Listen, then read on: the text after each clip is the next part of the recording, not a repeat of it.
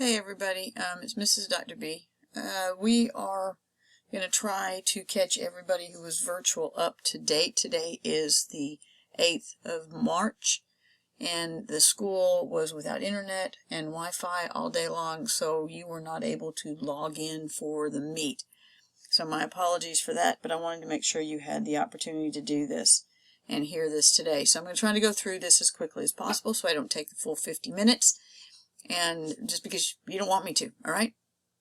Okay, so we are going back into polar, nonpolar, and ionic bonding for one specific reason, and that reason is that we're not doing well on this yet on the test. We are making mistakes with regard to what is polar and what is nonpolar, so we need to make sure we're all on the same page. So today we're going to do this. This is what we did in class today. Tomorrow then we are going to be moving on and actually determining molecular polarity. And you can't do determining molecular polarity if you don't understand bond polarity. So that's kind of where we're at. So let's get started. All right, so the first thing we need to do, because again, this is one of those things we struggle with, this definition of electronegativity. Electronegativity has to do with covalent bonds, and it has to do with the pull of one atom on all of the electrons that are in both atoms, and specifically the ones that are being shared. If you look at the picture in the middle, you will see two dots. The dot on the left is the element that has the lower electronegativity. It does not pull on the electrons that are being shared between these two atoms. The one on the right has a larger electronegativity, and so it's pulling all the electrons, not just the shared ones, over to its side of this electron cloud. You can see this by looking at the darker colors, and you can also see it simply because it's a larger circle. Instead of two circles, you have one big one. So the first paragraph here is just the definition of electronegativity. You need to make sure you have it written down. Measure of how much an atom attracts electrons, not just a single one, but electrons that are being shared with the atom in a covalent bond. The larger the electronegativity, basically what that means is you got a better attraction for those bonded electrons. The paragraph at the bottom actually is trying to get you to make sure you get the relationship between electronegativity and electron affinity. Two different terms. They're both trends of the periodic table. They both deal with the attraction of electrons that do not belong to an atom. Right? So, atoms that become negative ions do not become negative ions because of their electronegativity. They become negative ions because of their electron affinity, which would be what would go in the blank on this slide. What you have to remember is that if an atom has a high electronegativity, it also has a high electron affinity, right? Electron affinity is what we use to describe the likelihood, the probability of, it's not the exact terminology, but the likelihood of an atom picking up, grabbing hold of, permanently adding an electron to its valence shell. That is electron affinity. Both of them are large in nonmetals. Okay, so I'm going to pause this at this point because there's a Google form that I need you to work on. It has all of these terms or these questions, and you need to just go ahead and take some time and do these for me now, and then come back to this video when you are done, and we'll go very quickly and go over them. So I'm going to pause it now for a couple of, until you come back. You're going to, when you get ready to go, you're going to be coming back to it. Okay? Thanks. All right. So what I'm hoping we did, and again, because we're doing this not on live, we're doing it through a tape. I'm hoping what you did is you were able to answer these questions in the Google form. I'll look at your answers, obviously, but let's very quickly go through this idea. In terms of electrons, I hope you were able to remember that the difference between a covalent bond and ionic bond with regard to electrons is covalent bonds share electrons. Ionic bonds are between atoms that have either lost one lost and one gained electrons. All right, so that would be your first thing. That's a review question. All of these are review for this particular critical thinking. The next thing is, what type of bond, covalent or ionic, would you expect to form between an atom with high electronegativity and an atom of low electronegativity? All right, so if you look at this over here to my, on the left side, you'll actually say, all right, if you're looking at a periodic table, you would actually say, all right, so the biggest one is over here, fluorine. Oxygen is pretty big, so these are big over on this side. And if you want to find small ones, you're going to come over to this side, to the left side. So at this point, we know we are dealing with metals on the left side. We are dealing with nonmetals on the right side. Most bonds between metals and nonmetals, between a positive charge on the left and a negative charge on the right, is ionic. So when you're looking at electronegativity, consider a large electronegativity and a small electronegativity. A large difference is going to be ionic. Second question, or third question, what type of bond, covalent or ionic, would you expect to form between two atoms of somewhat high? That's going to be both over on this side. All right, you've got nitrogen and oxygen. They're both relatively high. Both of these are nonmetals. Right? Since they're nonmetals, we know that this is going to be a covalent compound. The other thing you need to remember is that the elements on the right side of the periodic table have a high ionization energy. They are not going to, these guys on this side are not going to lose electrons. Which means the only thing they're going to have the opportunity to do is gain electrons or attract them. Ionic bonds cannot happen between two positives. They have to be a positive and somebody who's going to lose. So the third question should be able to be a process of elimination, saying none of these guys are going to lose electrons. There's not going to be an ionic bond made from over here on the right side of the periodic table. All right, question number 4. Consider the ionic compound sodium chloride. Sodium is over here with a 0.93. Chlorine is over here with a 3.16. It's a pretty big difference. Which atom has the greater attraction for electrons? That's going to be over here. All right, chlorine, greater attraction. It's got a high electronegativity. That's a greater attraction. It also has a great electron affinity, which is also attracting free electrons, not bonded ones. Right? Which atom is going to form negative ions? Well, we know these guys on the right side do that. The last question, in an ionic bond, the atom with the highest electronegativity is always going to be the negative ion as compared to the one with the lower one. All right, moving on. On this slide, we have to copy down the definition of a polar covalent bond. It is a covalent bond in which the electrons are not shared equally. And then if you look at what is underlined, please add this to the definition. So your definition reads, a polar covalent bond is a bond in which electrons are not shared equally.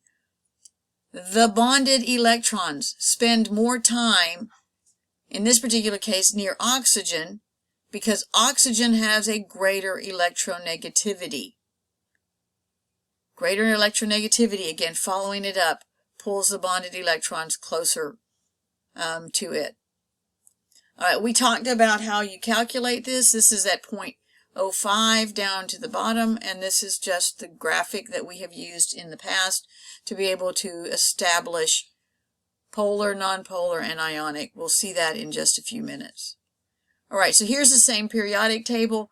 The reason for it being here is because I really wanted you to see the colors. If you were looking at this using a PDF, I would love for you to print this out.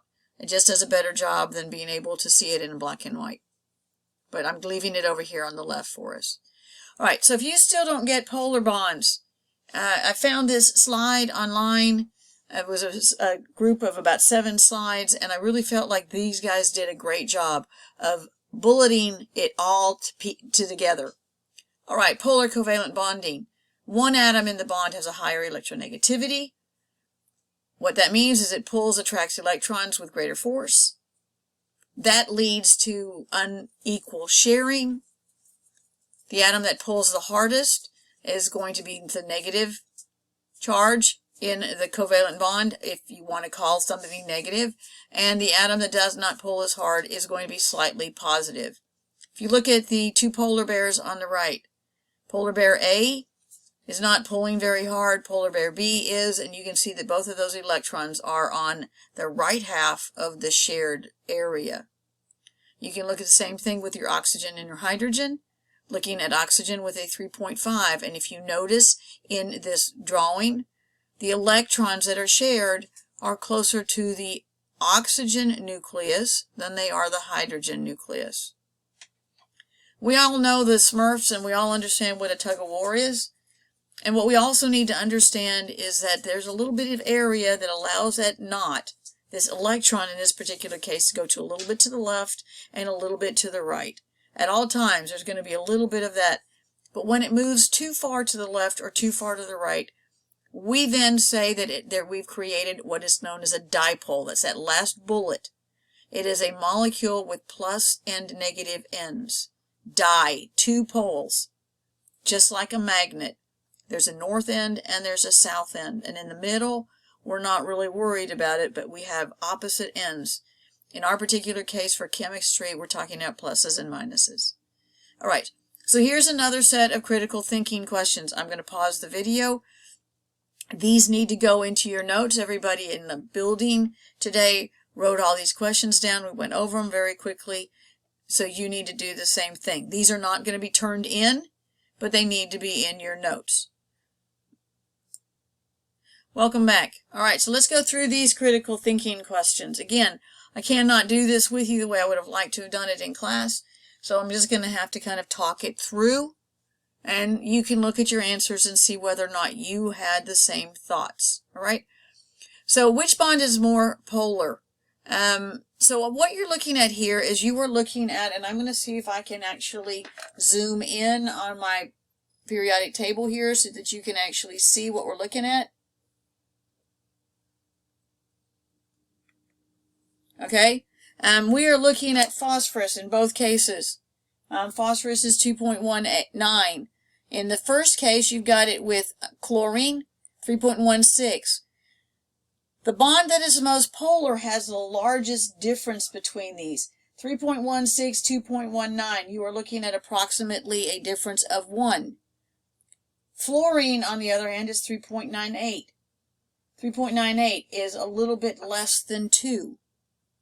The larger the difference between the two electronegativities, the more polar the material is. And fluorine is the largest has the largest electronegativity on anybody on the periodic table. All right, let's look at number 2, the carbon fluorine. Carbon is 2.55, fluorine is 3.98. All right, we have to remember that electronegativity, which is these numbers, deals with the temporary appearance.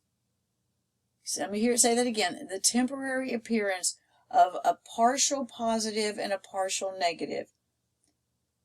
The element that has the larger electronegativity is going to appear to be slightly negative because it's pulling on carbon's electrons more than carbon is. So they seem to migrate over to the fluorine. Since they've migrated away from the chlorine, or carbon, the carbon appears to be positive. It appears to have lost its electrons. So what you need to consider is that one atom is partially negative. That would be the one with the larger electronegativity. The one with the smaller electronegativity is going to be slightly positive. Gaining electrons, even appearing to do so, makes you negative. Losing electrons, even though it's just an appearance, will make you look like you're positive. All right, so the next two questions are dealing with this idea of partiality. Okay, partial. Ionic compounds, and this is what we talked about in the classroom. Ionic bonds, or ionic ions, I shouldn't say ionic, cations and anions, it's a permanent situation. element on the left side of the periodic table, any of your metals, all right, any of your metals, when they lose an electron, that's a permanent thing. They don't ever get them back. They don't want them back. So when you get somebody like sodium over here to lose an electron, it's always going to be Na+. Never going to go back to Na. Permanent and total. That is a total positive charge. When you get oxygen to pick up 2 electrons, it will always be oxygen O-2. It didn't pick them up and then get rid of them. Pick them up and get rid of them. It's going to be a permanent and a total charge.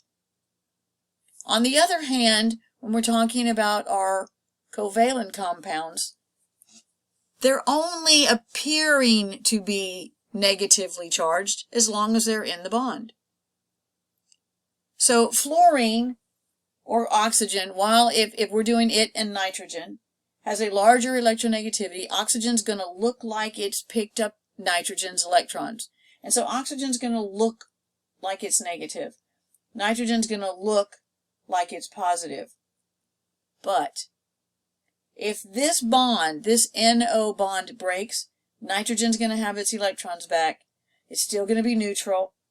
Oxygen's still going to be neutral. It's not going to be negative. So electronegativity, the word partial, means it's not permanent. It's temporary. It's only some of the time. Only some of the time. All right. So now let's talk about polar versus nonpolar bonds. Not all covalent compounds are categorized as polar. You have to be willing to look at these numbers, and we did this back in January. If you look at the carbon-hydrogen bond, carbon is 2.55 and hydrogen is 2.20. They are only 0.35 apart from each other. So if you look at the second bullet there, these are 2 atoms that have very similar electronegativities. If they have similar electronegativities, we understand that they are sharing their electrons equally. Carbon is pulling slightly, but not enough to get the electrons past that spot that says hydrogen's lost them. When electrons are shared equally, we say that the bond is non-polar. Right? They're not being pulled away from the hydrogen by a very large force. So carbon does not have the strength to pull them away. So another slide from this other site, guys. Nonpolar covalence. Again, this is just a summary, and if you need the pictures to make it work for you, let it do happen. Sharing a bonding electron pair is equal. One atom doesn't pull as much as the other. All of our diatomic elements down at the bottom, BR2, H2, O2, these are all not just nonpolar, but they are pure nonpolar. Please take and write before the word non, write in the word pure, because all the 7 diatomic molecules are pure. They are exactly the same element. They are exactly the same electronegativity, which means there's absolutely no dipole. There's no opposite ends. All right, remember your diatomic molecules are Brinkelhoff or Hoff-Brinkel.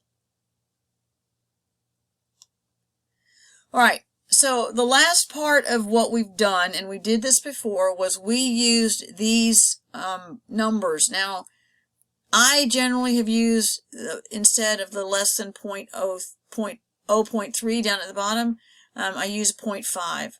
There's varying numbers. None of them are solid in black and white. They are just numbers that we use.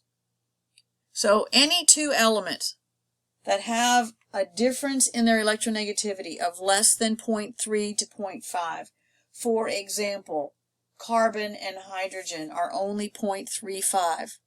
They would be considered to be non-polar covalent. If the number is between 0.3 or 0.5 to 1.7, Okay, so you come over here to nitrogen and hydrogen. Nitrogen is 3.04 minus 2.2.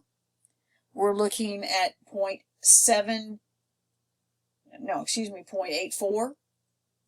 That's going to be a polar covalent. Nitrogen's going to pull enough that hydrogen's going to sometimes look like it's positive. When we bring this over here to oxygen, we have 3.44 minus 2.20. We have 1.24 difference. That's still a polar covalent. It's still a polar covalent. When you take a lot of your nonmetals, which sodium is 0.93, I don't really want to write on this, but oxygen is 3.44, sodium is 0.93. What's the difference? Well, we end up with a 2.51. That's much larger than 1.7, so we know that sodium and oxygen is an ionic bond. That's how these have worked in the past, and they will continue to work in the future. All right, so we have one last set of critical thinking questions. The first one actually just asks you what I just talked about. This is were you listening question. Why do the molecules, as diatomic elements, have non-polar bonds? Second of all, you're going to take these four materials. You're going to take carbon and phosphorus. You're going to look at carbon and phosphorus. You're going to do the math. You're going to subtract 2.55 and 2.19 from that. You're going to do sulfur and oxygen. You're going to do iron and oxygen. And then you're going to do nitrogen and hydrogen. You're going to want to be able to go backwards in the slides to be able to look at this slide. So pause the PowerPoint. Let's get those answered.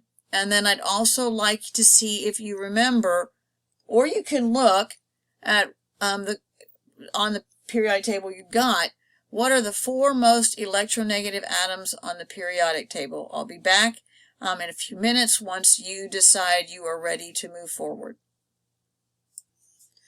Alrighty, so the first question, why do molecules such as H2, C2, L2, N2 have nonpolar bonds?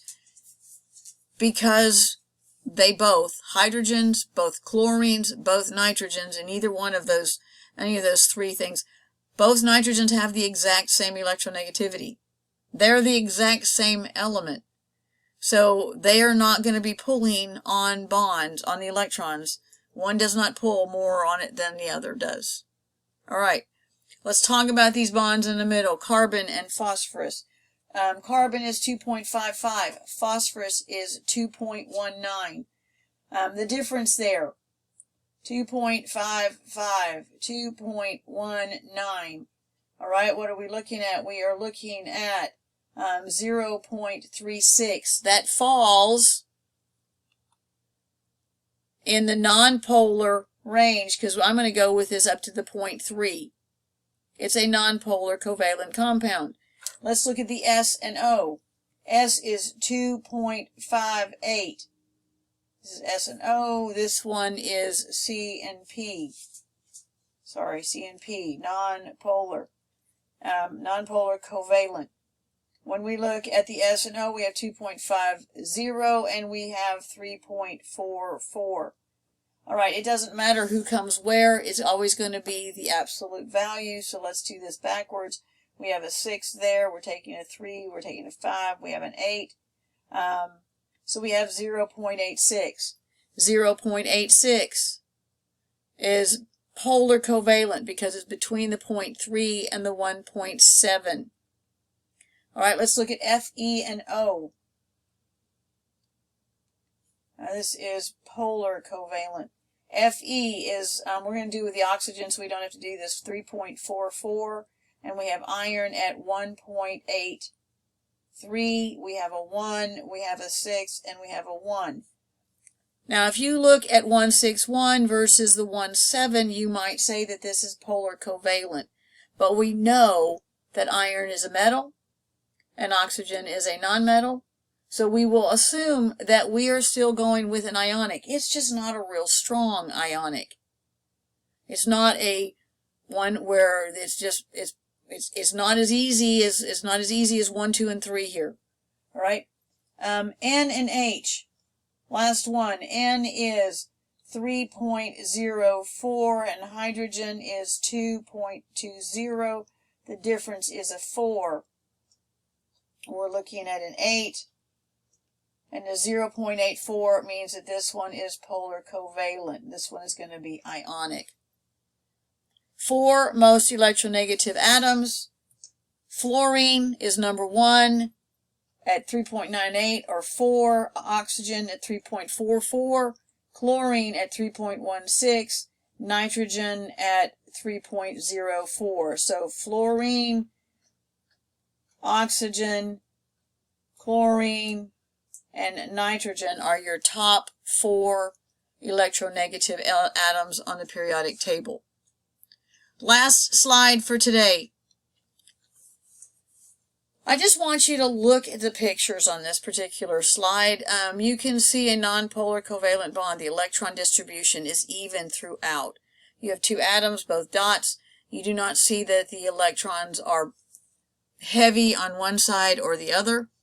When you look at polar covalent bonds, you can see that the element on the right has a positive charge. Why? Because all of the electrons got moved, temporarily pulled over to the negative side.